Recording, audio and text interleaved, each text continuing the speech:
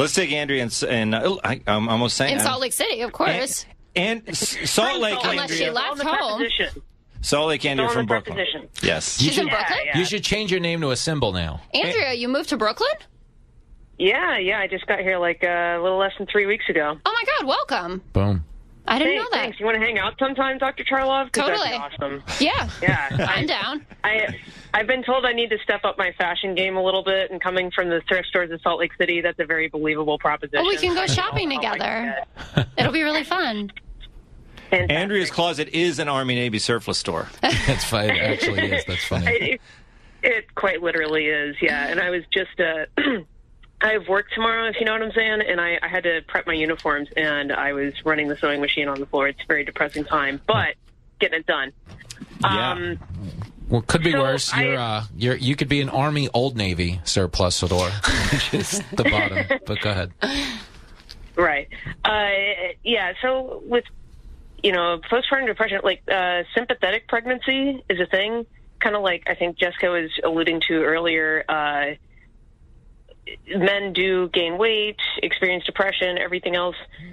So I mean, postpartum is after birth. So. They're experiencing symptoms ahead of time. There is some dissension in the medical community as to whether or not it's a real thing, but, as huge of a life event as pregnancy is going to be, whether you're going through it physically, biologically, or tangentially, because you're the father, it's a huge life change, and that can exacerbate underlying conditions. Wow. So are we actually saying that it's only the really good dads who get postpartum because they've felt the pregnancy so much with their wives? We're saying it's only the Well, slow down there, Dr. Charlov. I don't know that's a man that I would want to be married to, but you know what? No, it's the girly dads that do. It's the girly dads, you know what? yes. Everybody is conveniently omitting the fault of the baby in this. Some of these babies suck. They cry a lot. They don't make any faces. They have weird gas habits. Why? Yeah, we're passing the buck here. Well, men don't really start. It doesn't really happen for them for like 6 months. Yeah. Until you can connect, really. Yeah, right? yeah. You can't connect otherwise. So the first 6 months. I've heard even longer than that, though, like until, almost toddler time when you can really do activities. Well, I attempted to connect because someone had convinced my wife that if I read to her stomach, the baby would hear it and recognize my voice.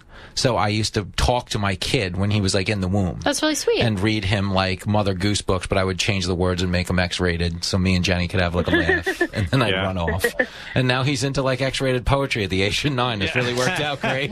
Well, it's true. Doing that, and they do know the sound of your voice. I loved doing that during the whole pregnancy. You go along and you look at what the development of the baby.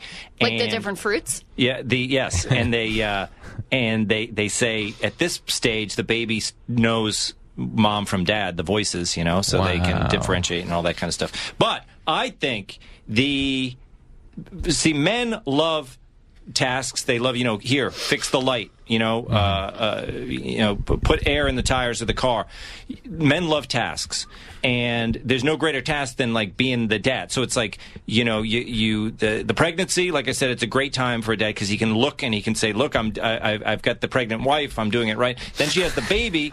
And then the dad is like, okay, now I got to get down to business. And most dads do. I think it's a very productive time for dads because they think, okay, I got to get my life together now and make sure I'm doing everything right. If you are a man, like a man, I don't mean a gendered male. I mean a man. You do the man stuff. Yeah. You find out she's pregnant and your whole existence recalibrates to how do you provide for these people? How do you make their lives better? And it's effortless. Yeah. But you got to be you got to be wired that way. I don't mean the work is effortless. Right. I mean the decision to do something the right is just an thing instinctive thing. Baby, a man. You don't have a lot of that left, Tom Shalhoub. That's the problem.